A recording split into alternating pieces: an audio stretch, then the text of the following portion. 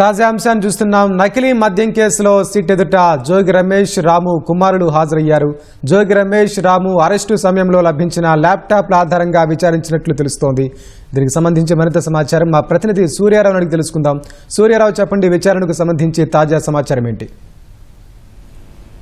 వెంకటేష్, ఇప్పుడే గురునానక్ కాలనీలోని తూర్పు ఎక్సైజ్ కార్యాలయంలో సిట్ కార్యాలయం ఎదుట జోగి రమేష్ కుమారులు జోగి రాజీవ్, అలాగే రోహిత్ కుమార్, అలాగే జోగిరామ్ కుమారులు రాకేష్, రామ్మోహన్ రావులు హాజరయ్యారు.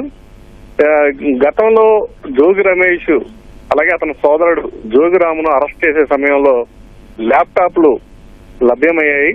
ఈ ల్యాప్టాప్ లో కీలక అంశాలు ఉన్నట్లు సిట్ అధికారులు అనుమానిస్తున్నారు. అయితే దీనికి సంబంధించి పాస్వర్డ్ అయితే మా వద్ద లేదు, మా కుమారులే వీటిని ఆపరేట్ చేస్తున్నారని చెప్పి జోగి రమేష్, రాము చెప్పినట్టు తెలిసింది. ఈ నేపథ్యంలో ఈ రోజు జోగి రమేష్ అలాగే జోగిరాము కుమారులు మొత్తం నలుగురిని కూడా ఈ రోజు సిట్ కార్యాలయం ఎదుట రావాలని, విచారణకు హాజరు కావాలని ఇప్పటికే నోటీసులు ఇచ్చారు.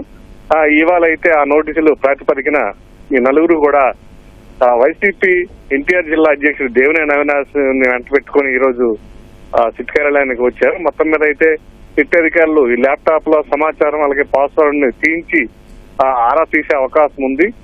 ఈ నకిలీ మద్యం కేసు సంబంధించి వీరి పాత్ర పైన కూడా ప్రశ్నలు కురిపించే అవకాశం ఉంది.